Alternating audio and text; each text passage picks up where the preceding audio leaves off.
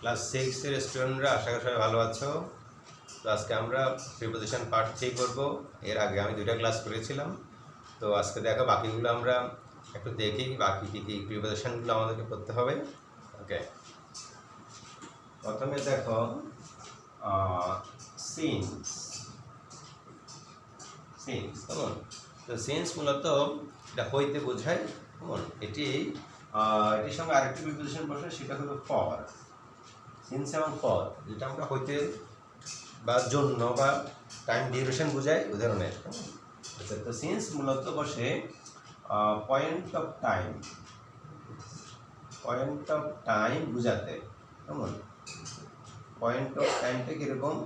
Point of time বলতে সকাল থেকে বা কোনো নির্দিষ্ট টাইম থাকবে, ওই টাইম থেকে যদি কোনো ঘটনা হয় তাহলে সেটা একটা এক্সাম্পল দেখি। It has been raining since 4 PM। 4টা থেকে বৃষ্টি শুরু হলো কেমন। তাহলে এই ধরনের ক্ষেত্রে সিন্স ব্যবহার করতে হবে। আর ফর যেটা আমরা ব্যবহার করি সেটা হলো, ফরের ব্যবহারটা একটু দেখি। ফর হচ্ছে এটাকে বলা হয়, এটাকে তো সিন্স তো পয়েন্ট অফ টাইম, ওটা হচ্ছে ডিউরেশন অফ টাইম বা period of time. Period of time কেমন, ফর কেমন। তো এই ফরের একটা এক্সাম্পল দিলে বোঝা যাবে। করিম has been suffering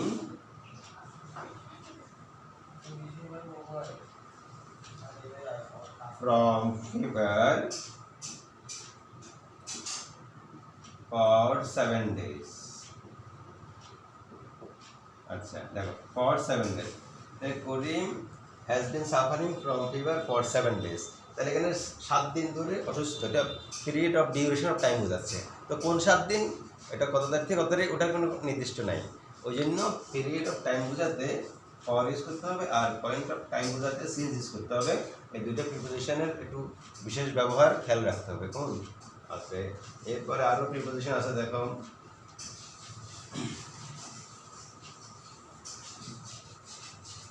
আচ্ছা, এরপরে আমরা দেখি উইথ। তাহলে উইথ একটি গুরুত্বপূর্ণ preposition.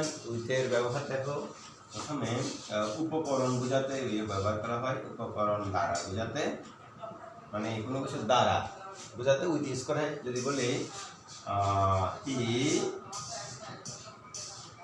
Killed the snake with a stick. With a stick. He killed the snake with a stick. সে একটা লাঠি দিয়ে সাপটাকে মারলো, এখানে বাই দ্য স্টিক হবে না।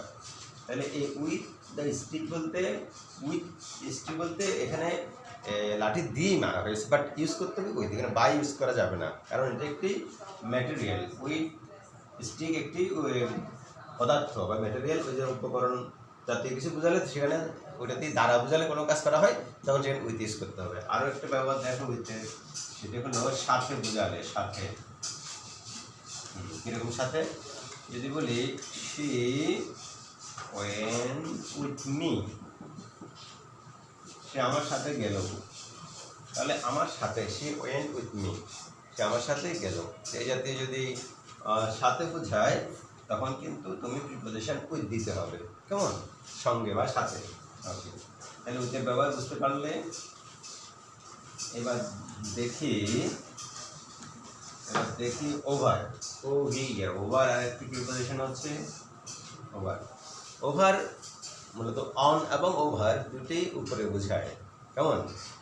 এখন ওভার বলতে যেটা মূলত বিশেষ ব্যবহার, সেটা হলো যে কোনো কিছু লাগালাগি না থেকে উপরে বোঝাতে ওভার ইউজ করা হয়। যেরকম the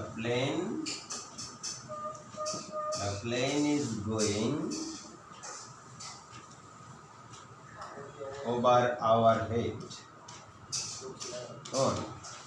the plane is going over our head, প্লেনটা যাচ্ছে আমাদের মাথার উপর দিয়ে। তাহলে এখানে এটা এই জন্য এই লাগালাগির অবস্থা না থাকা যে লাইনগুলো বুঝাবে সেখানে ওভার ব্যবহার করতে হবে। আচ্ছা, আরও আছে দেখো ওভারের ব্যবহার। কোনো ঝগড়া বুঝালে, ঝগড়া যদি বলি দে আর দে আর কোয়ারলিং, তারা ঝগড়া করিতেছে, they are quarrelling over a simple matter. Simple matter মানে এটা সাধারণ বিষয় নিয়ে ঝগড়া করছে। They are quarrelling over a simple matter, তারা একটা সাধারণ বিষয়ের উপরে ঝগড়া করছে। কেমন? ওকে, তাহলে ঝগড়া বুঝালে সেখানে ওভার দিয়ে লিখতে হবে। কেমন? আচ্ছা, এবার আরেকটি পাওয়ার আছে ওভারে, সেটা হলো ফোন। ফোনে আমরা যখন কথা বলি ওভার ফোন ইউজ করি। যে একটা এক্সাম্পল দিই,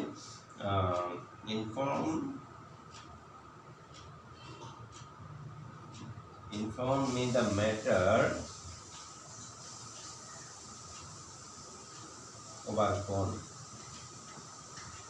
এটা হচ্ছে আমাকে বিষয়টা ফোনের মাধ্যমে জানাবে। Inform me the matter over phone. তাহলে ওভারের তিনটে ব্যবহার দেখলাম। একটা হলো লাগালাগি না থেকে উপরে বোঝালে ওভার, ঝগড়া বোঝালে সেখানে ওভার, আর টেলিফোনে বা মোবাইলে বা যে কোনো ফোন ইউজ করে কথা বলার ক্ষেত্রে ওভার ইউজ করতে হয়। কেমন? ওকে, তাহলে ওভারের ব্যবহার বুঝতে পারলে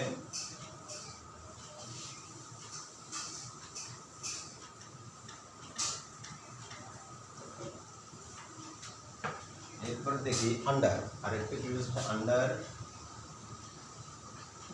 আন্ডার মূলত আন্ডারে তো নিচেই বোঝায়, তবে তারও কিছু ব্যবহার দেখি। প্রথমটা হচ্ছে নিচে বুঝালে। কেমন? একটা এক্সাম্পল দিলে ক্লিয়ার হয়। The ball is under the table.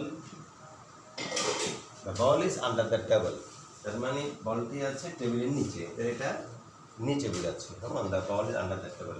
আরও একটু আরও ব্যবহার আছে দেখো আন্ডারের কোথায় কোথায় আমরা ব্যবহার করি। সেটি হলো অধীন, অধীনস্থ বা অধীন। কেমন?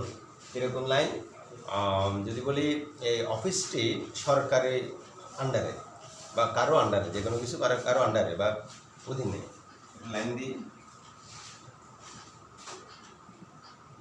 the office is under government।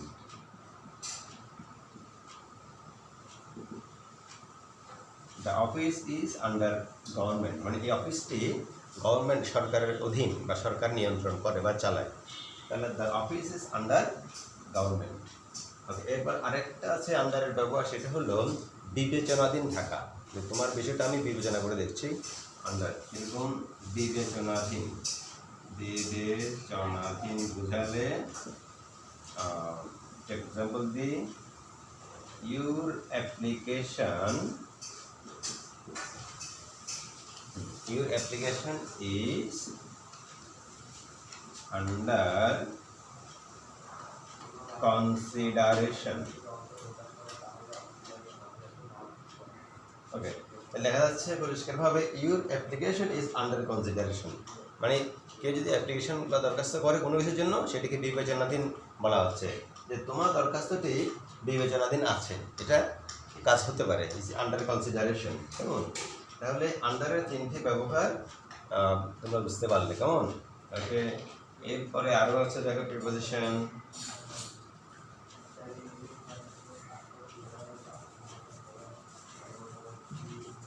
আচ্ছা, আমরা দেখি বিটুইন এবং অ্যামাং। কেমন? দুটো প্রিপোজিশন কনফিউজড হয়ে যায়। দেখো বিটুইন এবং অ্যামাং এই দুটি প্রিপোজিশন বসে দুইটা বিভিন্ন জায়গায়। একটু বিটুইন বলতে দুইটি ব্যক্তি বা কোনো বিষয়ের মধ্যে কোনো কিছু বন্টন করা বোঝালে, ভাগ করা বোঝালে বিটুইন বসে। আর দুইয়ের বেশি, এর যতটুকু হতে পারে তত বেশি, দুইয়ের বেশি বোঝালে তখন বন্টন করার ক্ষেত্রে অ্যামাং ইউজ করতে হয়। কেমন? লাইন দেখলে বোঝা যাবে। আচ্ছা, যদি বলি distribute the Apple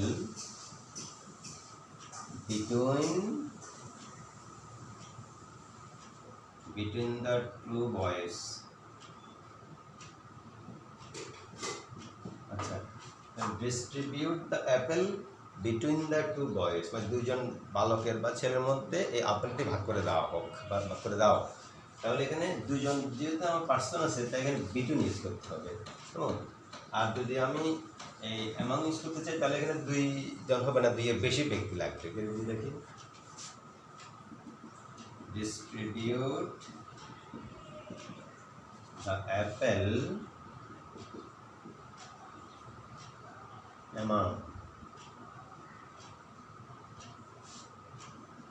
among the three boys। তাহলে দেখা যাচ্ছে যে distribute the Apple among the three boys, এখানে কিন্তু দুইয়ের বেশি দিয়েছে এবং থ্রি, মানে 2 থেকে যত বেশি হতে পারে, 3, 4, 5, 6, 100, 1000 যত, সবগুলো অ্যামাং দিয়ে ইউজ করতে হবে। কেমন? যদি দুইয়ের বেশি পার্সন বা কোনো বিষয়ের মধ্যে কোনো কিছু বন্টন করা বোঝাবে, তাহলে বিটুইন হবে দুজন ব্যক্তির মধ্যে বা দুটি বিষয়ের মধ্যে কোনো কিছু বন্টন বোঝালে, আর দুইয়ের বেশি হলে সেখানে অ্যামাং প্রিপোজিশন তোমাকে ইউজ করতে হবে, সেটি তাহলে এটা গ্রামার ভুল হবে। কেমন? ওকে, এরপরে দেখে যাচ্ছে আরেকটা প্রিপোজিশন দেখি, সেটা হলো থ্রো। থ্রোটা কিরকম? থ্রো, আচ্ছা, থ্রো মানে হচ্ছে মধ্য দিয়ে, THROUGH, থ্রো। আরেকটা থ্রো হচ্ছে THRW, থ্রো, এটা কিন্তু ভার, এটা ওটা নয়, এটা THRUGH, থ্রো। যে প্রিপোজিশন যেটা সেটা হলো THRUGH, এটার বাংলা তো হচ্ছে মধ্য দিয়ে। কীরকম মধ্য দিয়ে? মানে কোনো কিছুর ভেতর দিয়ে যাওয়া বা কোনো কিছু করা। লাইনটা এক্সাম্পল দিলে ক্লিয়ার হবে। She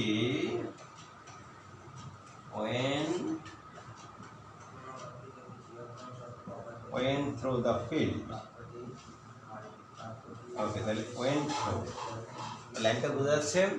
She went through the field, সে মাঠের মাঝখান দিয়ে হেঁটে গেল বা মাঠ দিয়ে হেঁটে গেল। তাহলে মাঠের মাঝখান দিয়ে বা অভ্যন্তরের দিয়ে যাওয়া কোনো কিছুর উদাহরণের বোঝাতে কিন্তু থ্রো ইউজ করতে হবে। কেমন?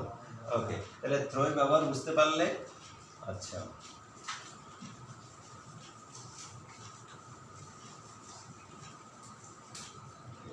তো মোটামুটি এই ছিল মোটামুটি ইম্পর্টেন্ট প্রিপোজিশনগুলোর মধ্যে। বাকিগুলো তো আজকে আমরা পার্ট 3-তে কিছু প্রিপোজিশন বুঝতে পারলাম, কোথায় ইংরেজি লাইনগুলোতে ব্যবহার করতে হবে।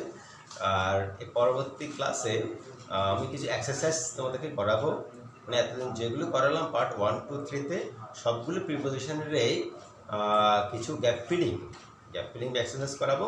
তখন সবগুলোই তোমাদের একটু রিভাইজ হয়ে যাবে। তো এর মধ্যে তোমরা এই রুলসগুলো বা ব্যবহারগুলো একটু দেখে নাও, বুঝে নাও, তাহলে যখন প্র্যাকটিস করাবো ওই দিন তোমরা খুব ইজিলি এগুলো গ্যাপে প্রিপোজিশনগুলো সেট করতে পারবে। তখন ইউজ যদি না জানা যায় কোন প্রিপোজিশন কোথায় ব্যবহার করা হয়, তাহলে কিন্তু সেগুলো মানে গ্যাপ ফিলিংয়ে বা আনসার লিখতে প্রবলেম হয়ে যাবে। তো তোমরা সবাই ভালো করে প্র্যাকটিস করতে থাকো। ওকে, থ্যাংক ইউ, সবাই ভালো থাকিও।